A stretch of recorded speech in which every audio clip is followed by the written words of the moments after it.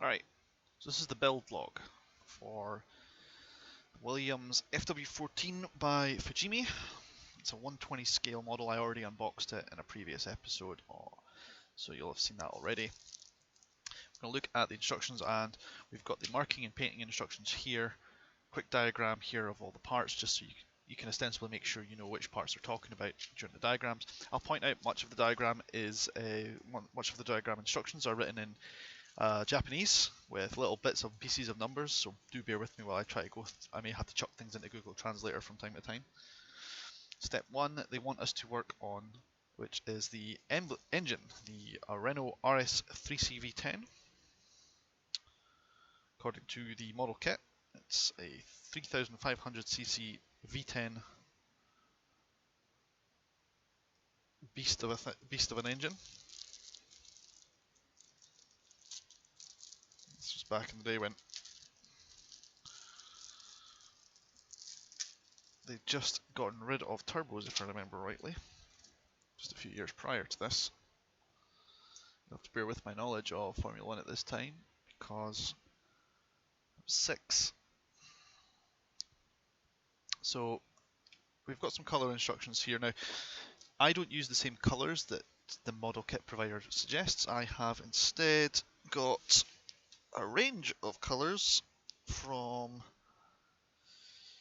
Tamiya, Revell, however you're supposed to pronounce them. A few things like that, and one or two from Humbrol as well. I've pretty much got, you name it, I've got it in terms of colour that's relevant to this model. I bought a gorgeous, gorgeous blue colour that's going to look great when we paint it on the model. Now I just need to find all my kit colours. White, silver for the metal parts, although they've already been painted, many of them. Most of it is just going to be touching things up. Same with the black. Silver, here's the device. White, it's white gloss. Now it's important that we do white gloss because I'm fairly certain that your F1 cars are supposed to look kind of shiny. That's certainly the way I want them. There was a lovely blue colour here that I specifically bought for this kit. I better find it or I'm in trouble.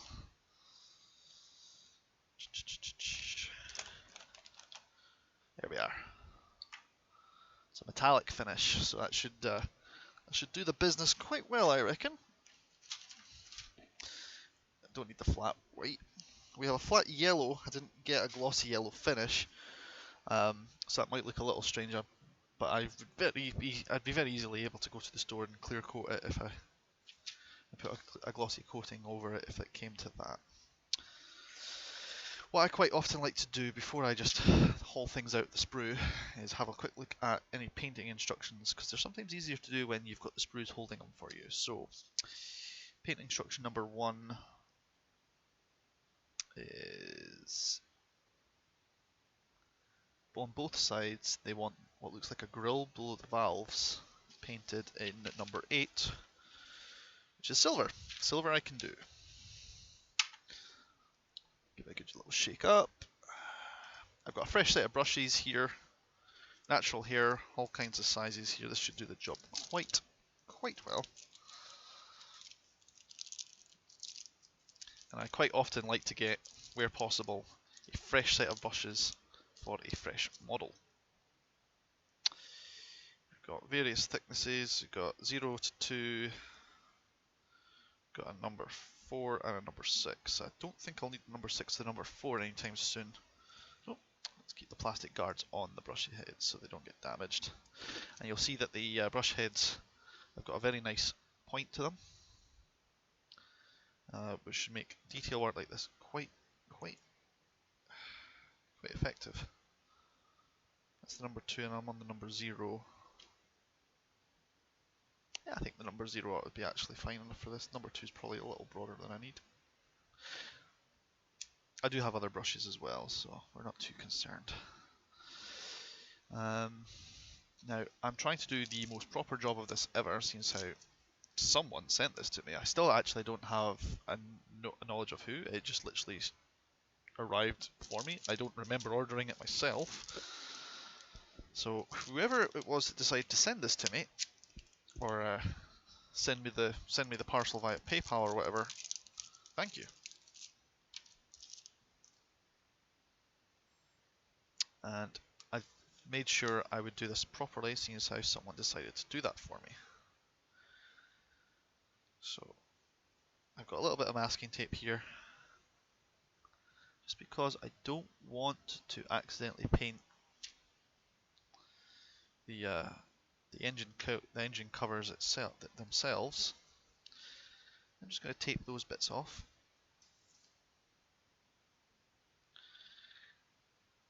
Like so.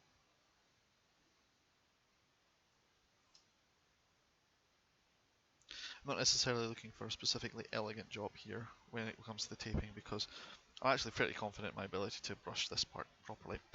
But it's a good example of where and when to use masking tape. If you're wondering, if you're getting new to model kitting, or if you don't really haven't figured out a use for these kind of things, most of the bits and gizmos that you get for making a model kit, fancy brushes and the like, they are literally that. They are just there to make your life a little bit easier and make the job look a little bit neater and cleaner. And all I'm doing, because I shook the bottle up good, there's a good amount of residual paint on the actual base part here. You don't want too much paint on your brush, especially when you're doing light coats like this. I'd rather do 2 or 3 light coats than one big heavy coat, because usually what you end up with is great big pits of paint, and you lose the detail. So we've got just this section here. You'll sometimes hear me sigh a few times. I'm actually sometimes holding my breath to keep my hand steady. So just bear with me. There we go. Going across the grill tray to put the paint on, and then I'll go along it just to stop it from going too far. Now, because this is quite a detailed spot, you might find you occasionally just nip over the edge there like I was supposed to, like I wasn't supposed to. Because the paint is still fairly damp, you'll find you can get away with just moving it slightly with your fingers if you're feeling daring. There we go. And there we have it.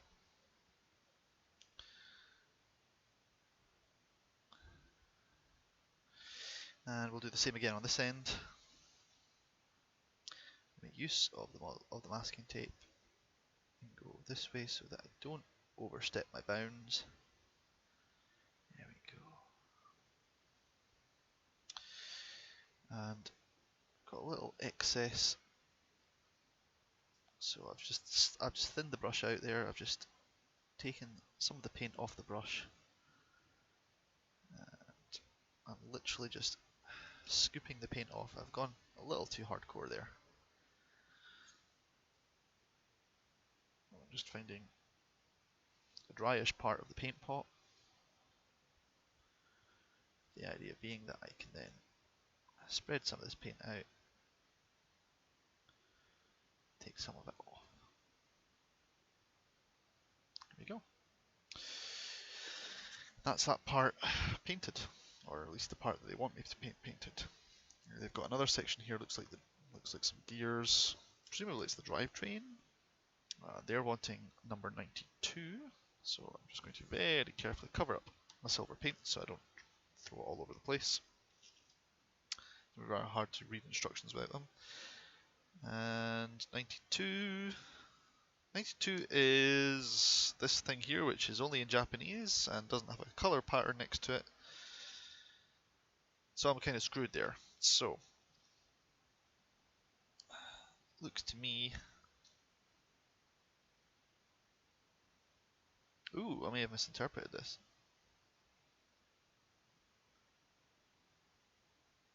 Looks to me that this whole area here is meant to be silver,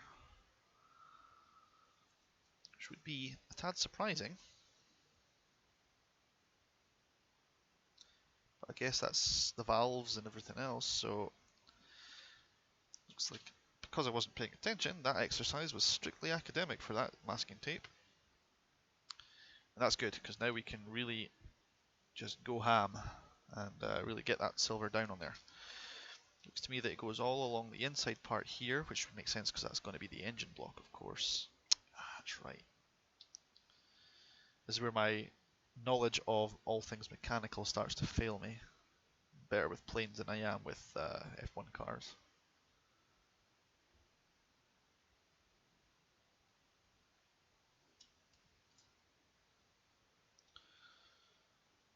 But, that's fine then, because I can just be a bit more liberal with the paint. I could go for a larger brush, but there's lots of little detailed finicky bits in here, so what I'm going to do first of all is I'm going to focus on those, seeing as how this brush is already covered in silver.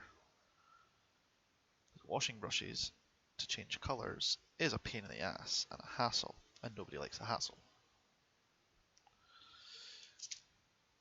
Just realised I'm not really in the shot, but all I'm really doing is just picking it up, bringing it closer to my eyes so that I can clearly make out what's going on. Because although I'm wearing glasses, it's a finicky job. Also just letting some natural light come in from outside, from the window next to me, just to really let me see that I'm not leaving any spots behind.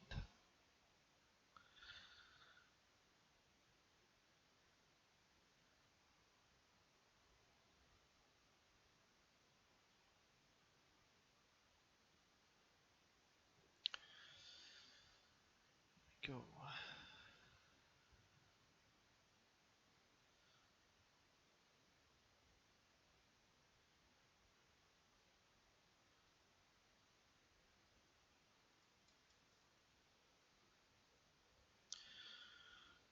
I don't think, in fact, I'm not entirely certain, but this silver pattern here is coming out very nice actually. I don't think I'll actually need a second coat, which would be amazing.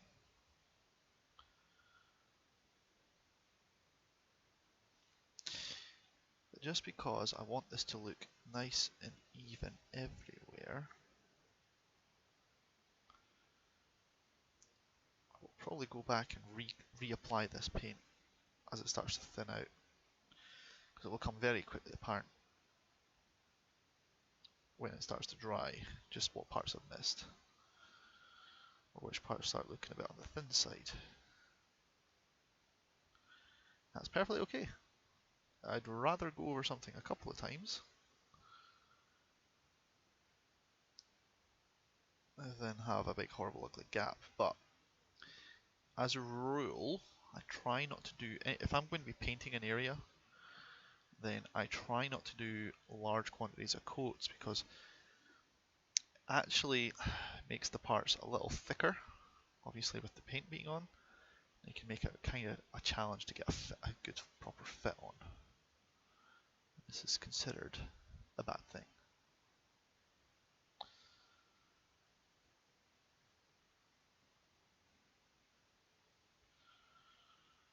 Now the nice thing about the Revel paints, certainly, is they do tend to dry pretty quickly actually.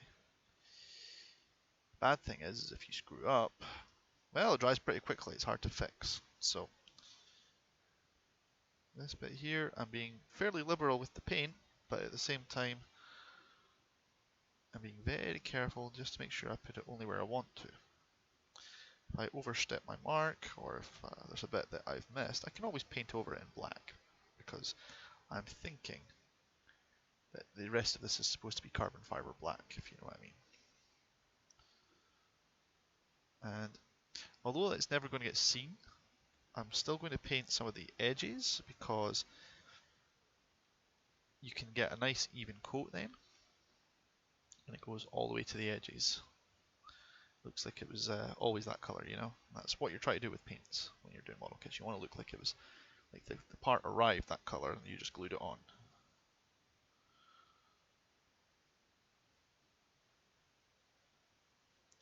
I'm not sure exactly how pristine looking a Formula 1 engine is supposed to look on the inside, because I've never seen one of these before, of course.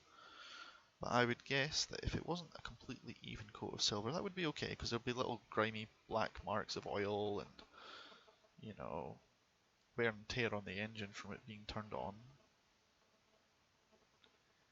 So that's okay. Not too worried about that yet. It looks a little thin in areas. That's not a concern. That's not something I'm worried about. It might help me actually with my weathering. Just going to make some focus adjustments because it's becoming immediately apparent that very few of you are actually going to see this if I don't. Okay.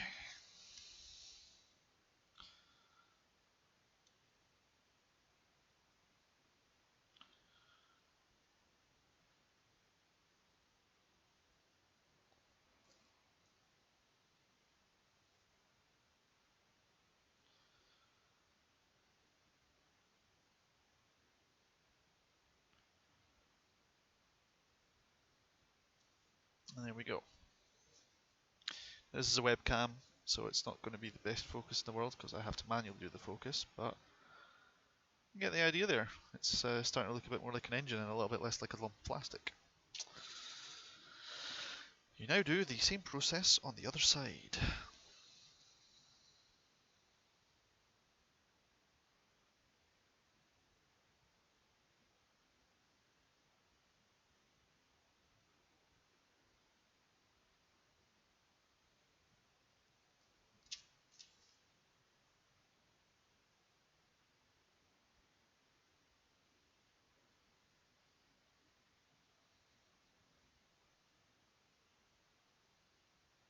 My improvised stand is not behaving itself right now, sorry.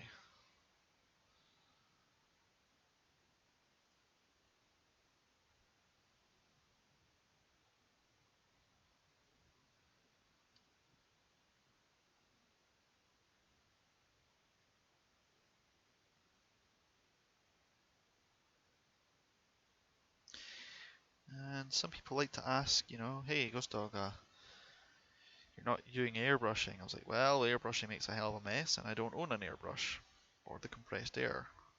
I have not got the size to run the place. I've always done painting. Just seems a bit more better for the job for me. And I just personally prefer just doing paint work instead. It's quieter, which means when Mrs. Ghost Dog goes to bed or when she's watching a TV show, I can quite happily sit and paint without too much concern about what disturbing anyone else.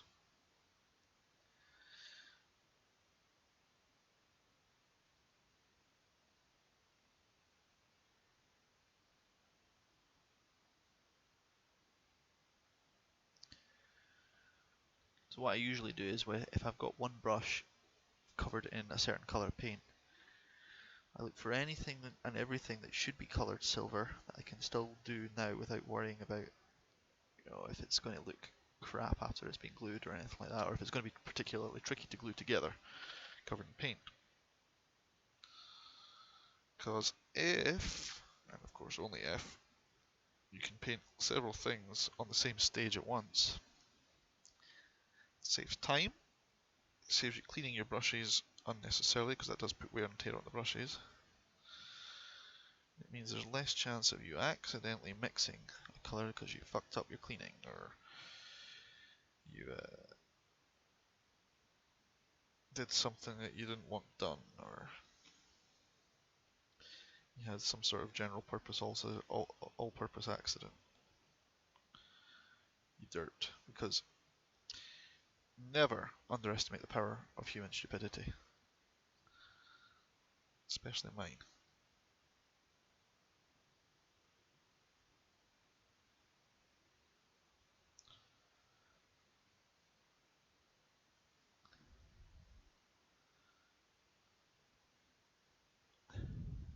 I was once told that some of the wisest people in the world admit they know nothing.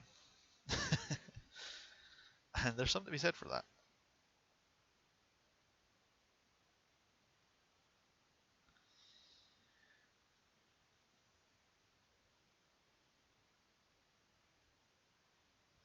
I'm planning on doing, well, I've got you here, you're not going anywhere. Here we go. What I'm planning on doing now is I'm actually going to build this with as part of the live stream. I'm going to build a wee section every time I do a race, every time, you know, Grand Prix 4 isn't playing ball or I just don't really feel like driving. I'll turn the live stream on and I'll build kit. If and only if I end up doing something without the camera being on, I will quite happily catch you all up to speed. But the overall intent is that you guys will see what goes into making one of the kits that you've seen me have on my shelf. I figure this is a good one to start the build with because I don't tend to do these, so it's a new experience for me as well, you know.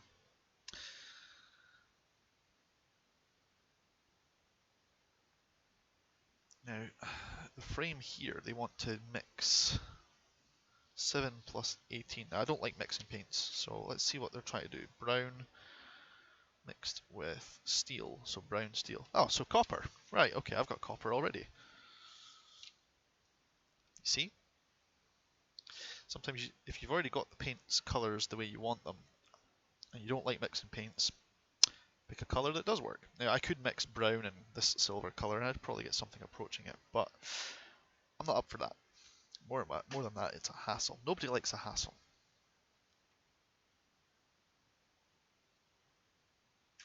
Before I do that, let's see if there's anything else on the diagram here that wants number 8 done. Looks like the valves.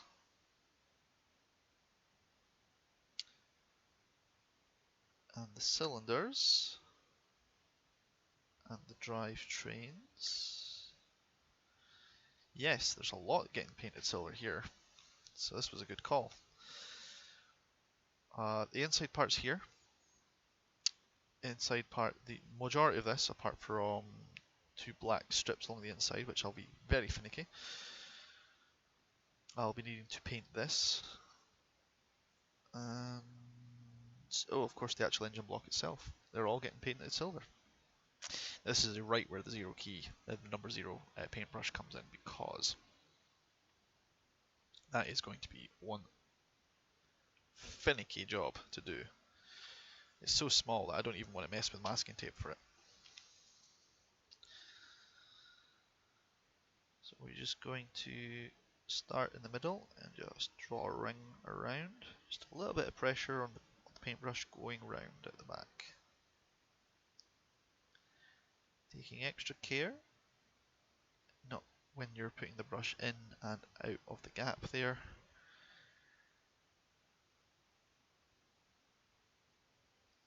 Go.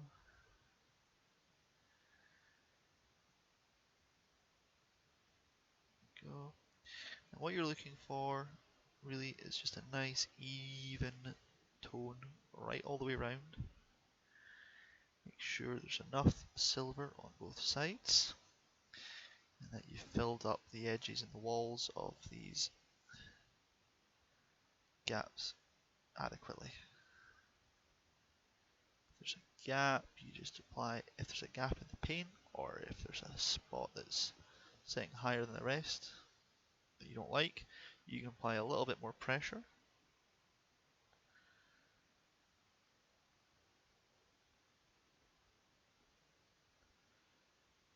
And if you put too much paint on your brush like I have, just take some off and go in again.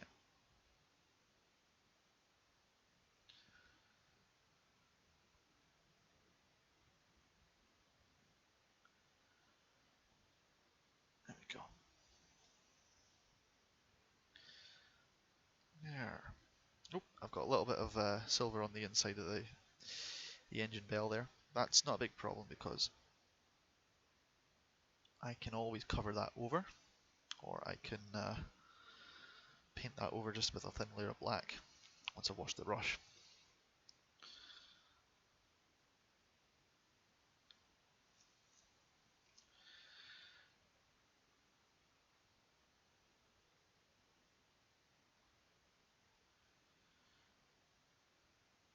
Okay, they want to have this whole thing painted silver.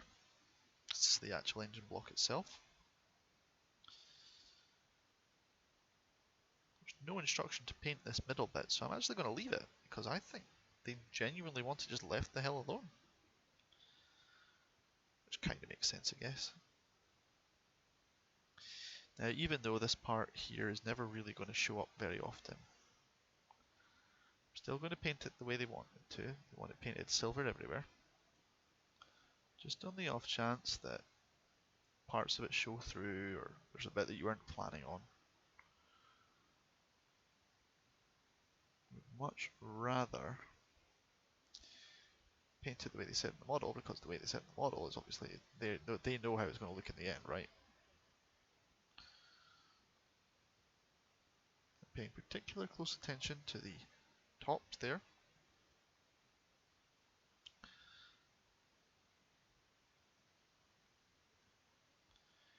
Even though I suspect from the way I'm reading the diagram that it's all going to be glued over. That's okay. Usually when a model kit builder wants you to paint an entire section in a certain colour, they have a plan. They are either not too fussed with the final look, they just want the general colour done right, or, while I ramble some more, it's just because you yourself will know what you've done and if you've cut any corners. And let's face it, you're the only person who can judge just how awesome your model kit is.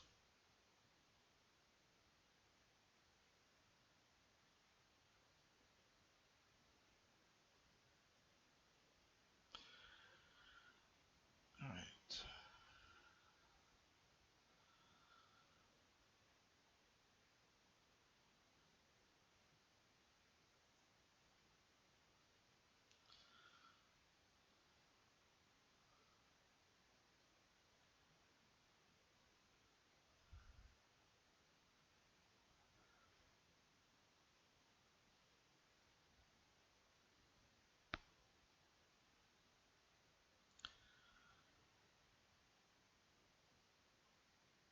Okay.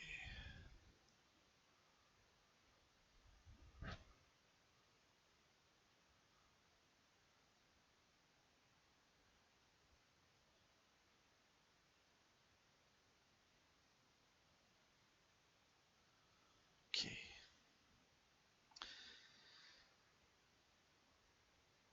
Oh, there's the paint instructions just below it. So most of this gets painted the same silver colour. Then there's little black crankshafts in the middle that get painted black. Or whatever number 42 is. I think it is black, to be honest. If it's not black, then it's copper.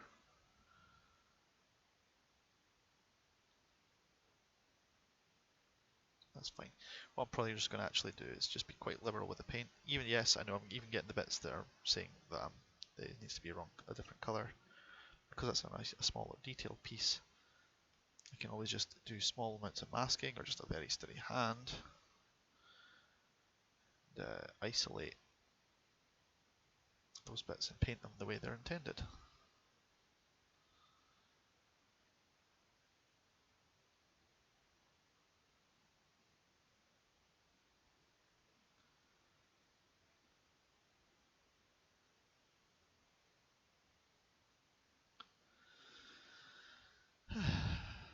So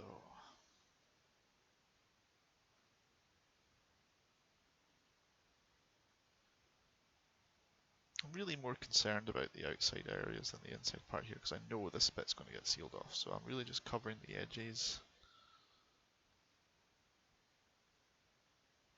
Any of the bits around gaps or holes, because if it sits slightly high or anything like that, then you're going to see horrible black plastic underneath. And this, when you're supposed to be telling yourself this is metal. Now, if I remember rightly, I'm probably wrong on this, but Formula 1 cars back then and back now, even now, they usually construct their engines using magnesium. Quite a lot of it, in fact. which explains why sometimes when an engine goes bang in Formula 1, you get some pretty nasty fire.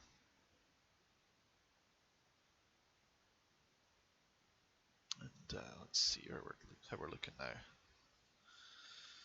So we've got the engine pieces there.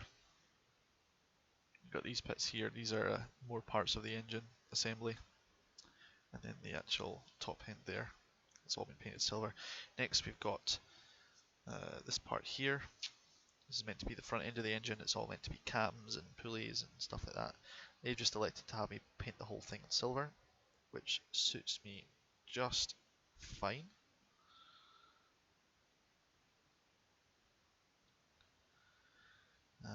What I might decide to do,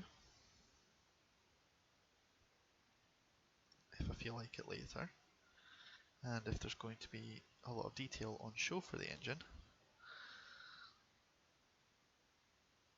because if I remember rightly, you can actually, even with the model kit built, you can volunteer to just lift the hood off of the engine. And look at this fine little engine. Like it was sitting in the garage or something. So, to make sure that I do something of a proper job, going all the way around the edges and somewhat onto the inside, even on the back part that's going to be getting glued over. So that, once again, we don't have any gaps in the paintwork. We don't have anything that looks like it was missing. And I will still need, once I cut this free from the tray, to go over this area here where the black paint is. Because after I cut that part, there will be a big ugly black spot. So, what will probably happen is once the engine is built, if there's any gaps of silver or any other colour that shouldn't be there, I'll be able to quickly touch them over. What I'm doing now is just applying the bare minimum of silver to that part. I'm actually just covering it over, really, just the faintest touch, so that you still see all these detailed parts here, and it's still unquestionably silver. Let's see if I can get the camera shot in for that. So you see there, it's all being painted, but sometimes when you put too much paint on, you end up with a lot of the detail being lost. I'll hopefully minimize that. The next thing it wants me to do, and I'm going to change brushes to do it, is it's going to want me to paint those other parts that coppery colour. So let me get that organised.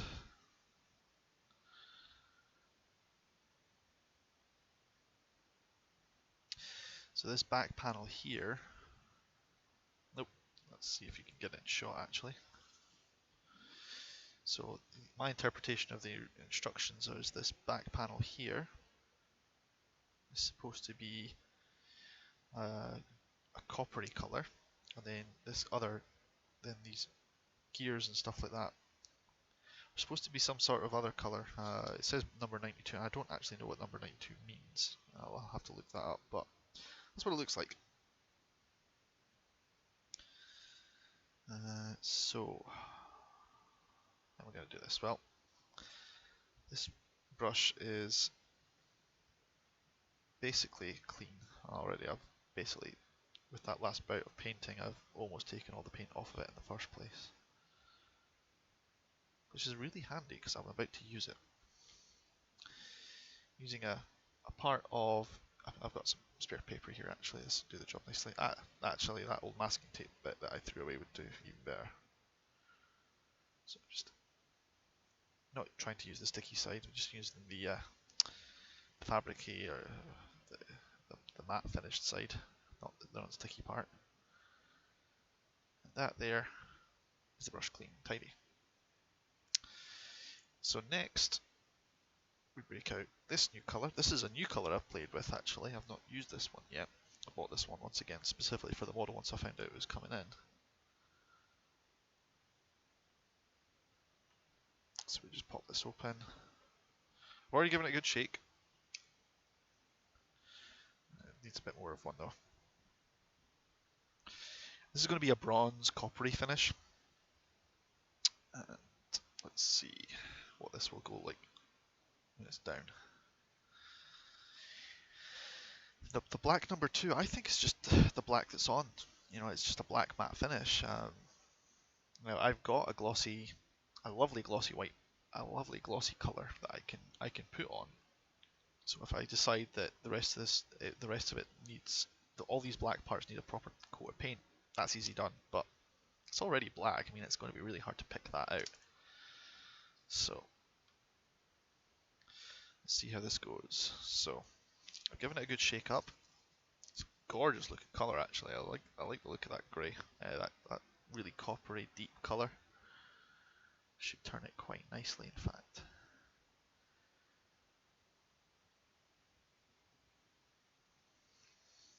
And just to test it before I put it down, put a little chunk of it down there on the corner there. That's looking nice actually. I like that. So we'll start with this section here. And I'm just going to go all the way up to the edge of the engine and just put it down. There we go. That metallic brown finish you can only get with a copper or a brass finish. Looks really nice actually.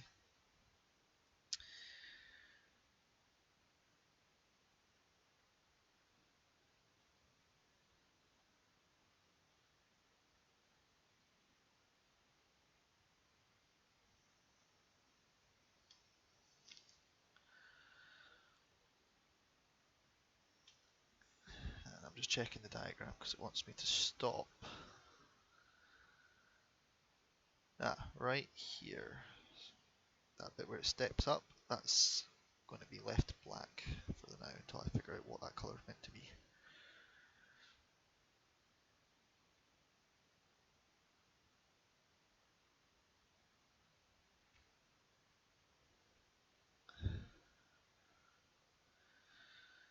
Now this does go on a little differently, it feels, from the silver that I just put down. It might just be because I'm putting it down against a black surface rather than a, you know, the contrast's just not quite there, you know. So we'll just see what this looks like once it's done. Because if I don't like it, I could just paint the whole thing over silver. It'll just be metallic finish, you know. I do like that colour. I'd really like it if I could keep it. That would be awesome. And I know I'm going out of shot, guys, but I do need to just pick this up and catch a side. It's not really had a lot of paint on it.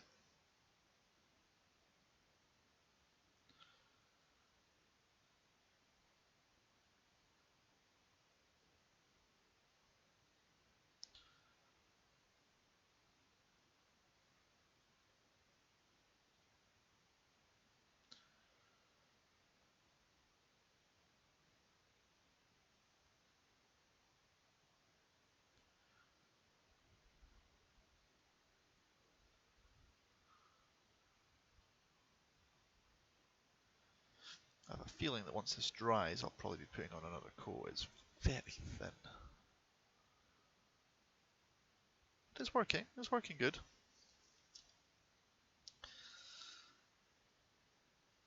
Oh, I see what it is. There's a whole suspension at the bottom. So even though I stirred it, I need to stir it better. Look at that. That is the colour I was expecting. I was told this was copper, after all. I don't know if this is sand or glitter or what at the bottom, but the paint has just suddenly thickened up a heck of a lot now that I've done that properly. And there you go. That's much more like it. That looks much more like actual copper rather than just I thought this was just a really thin gloopy mess, but it turns out I just hadn't stirred it properly. I kind of had my doubts. I was like, nah, this isn't right. There we go. That's looking a bit more like a metallic finish rather than just a gloss coating.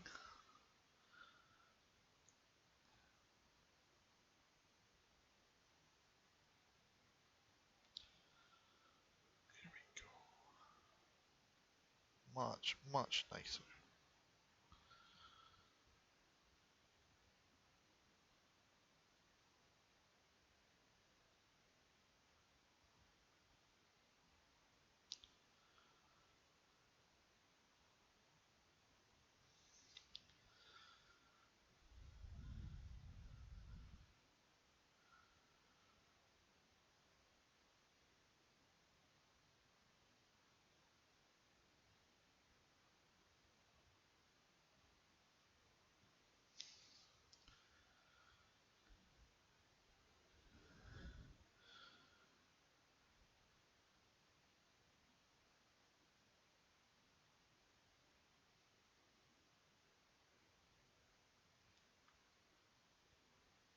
Okay.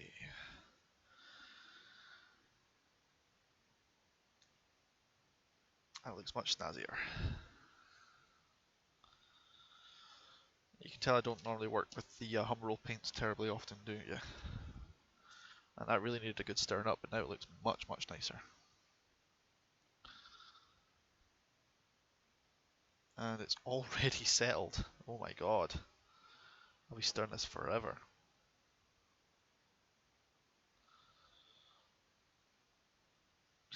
We're going to end up with a copper brush. This brush will definitely need a good cleaning down after this. Which is fine, I don't mind, but seems terribly wasteful.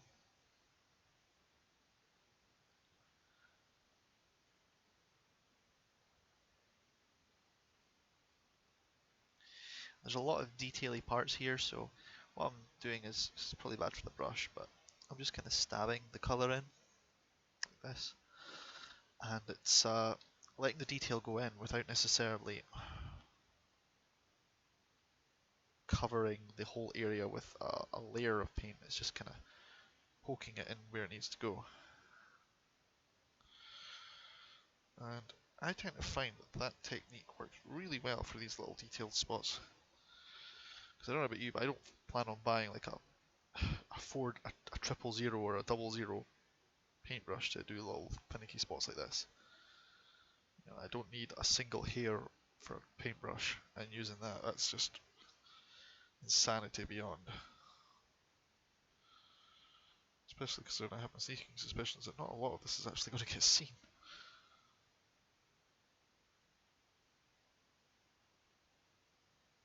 As we said earlier, what would be important is that I know. And there we go. Just a quick touch along the top here. Just to make sure we don't have any spots that show through at the end. Very good. Very good indeed.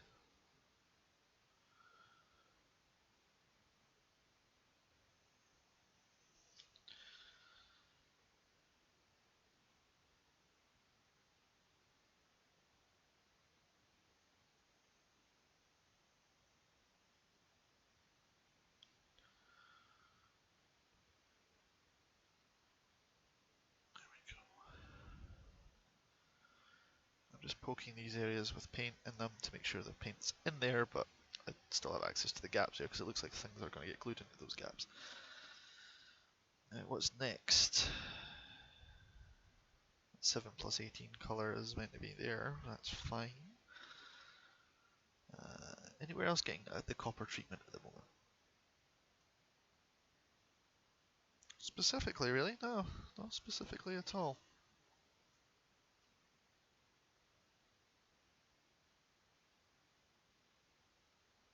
Lots of stuff getting glued down later, but that's I'm not doing that right now because this stuff will be needing to dry before I get that far ahead of myself.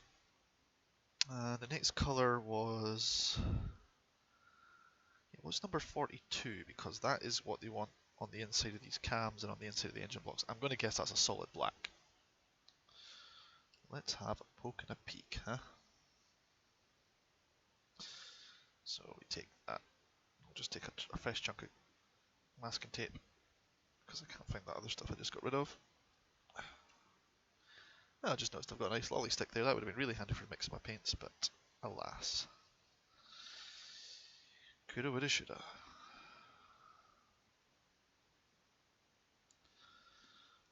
So that's the nice thing about masking tape is if it's doing its job properly, it's nice and observant, which is what you want, because you don't want big painty mess. You're trying to avoid that after all, haven't you? There we go.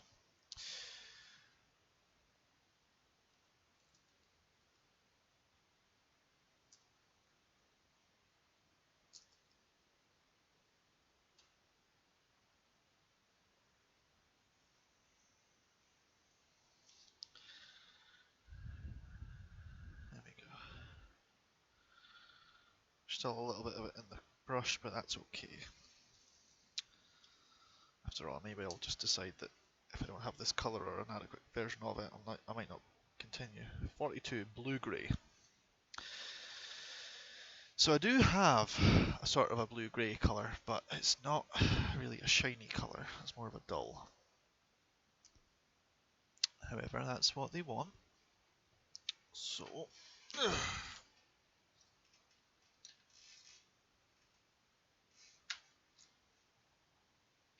light grey. It's a silky finish, so it's going to look somewhat metallic. They call it blue-grey. This one says light grey. There's going to be enough of a contrast between them. I think I can pull this off. Should look good. Or there, I'm about to ruin this. So they want it on the top here and along the inside part there where those crankshafts were. I can dig on that, that's fine. Oh no, actually they only want it on the crankshafts. Okay, that's fine then, we can do that. Right.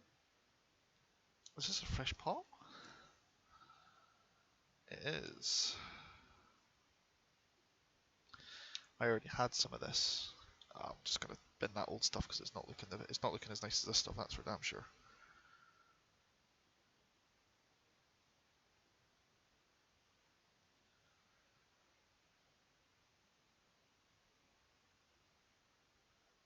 So here's what's going to happen next. I'm going to just run the brush along the top outside part here. Very carefully. If I don't like the way this looks, I can just paint over it in silver anyway, so it's not a big problem.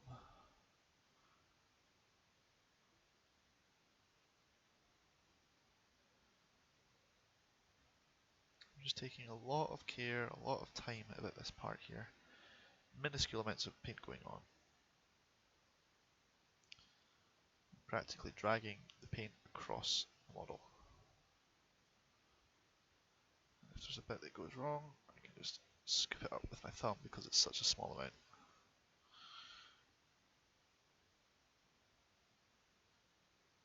Don't do that too often, of course.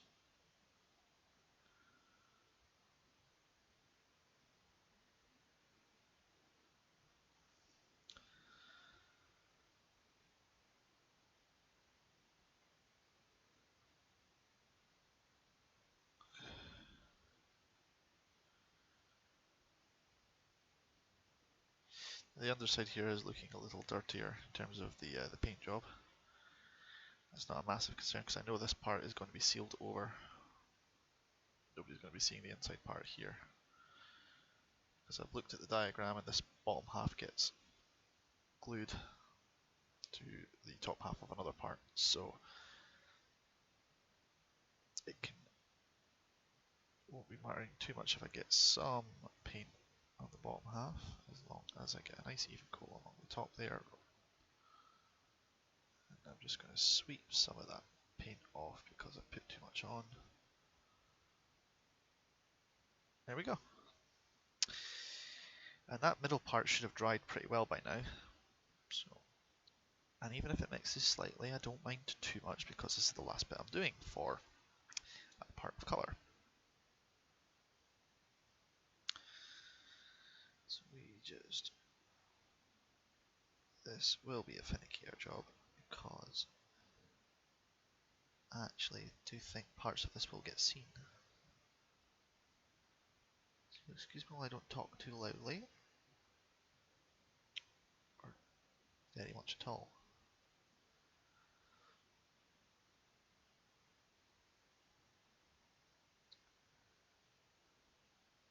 There we go.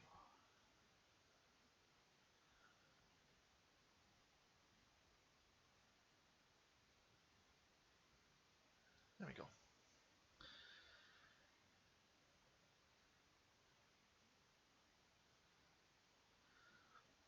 Alright. Just noticed I missed a small part there, but that's not a massive problem. I've still got enough paint on the brush from earlier. There we go. Alright, so we've painted those parts. We haven't sealed them together yet, which is the next part. I'm going to actually wait for the glue to dry first though before I do that. Sorry, the paint to dry rather. So we're just going to put that to the side as well. Give the brush another wipe down. These corner parts of the manual usually are the first to go when you don't have anything handy, because there's nothing in there that I don't already know.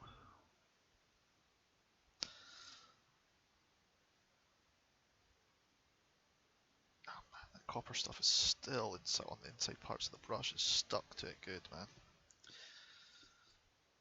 At least I've got an idea how long it takes to dry, because it's just about tacky now. Alright, so let's get the engine assembly put together.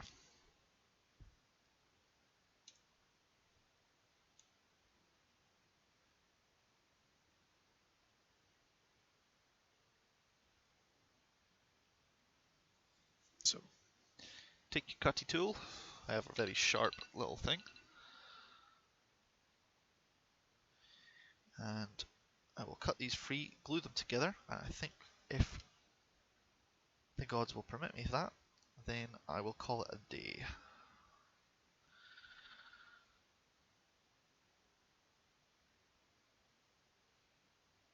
So just with the little pair of snips might actually be a better idea for this job, but I don't actually own a pair, so we'll just have to apply a small amount of pressure to the inside part here. If there's a little bit left outstanding, I can slice it off, or I can just file it off, because I do have, with the thanks of Mrs. Ghost Dog, access to a variety of small little files.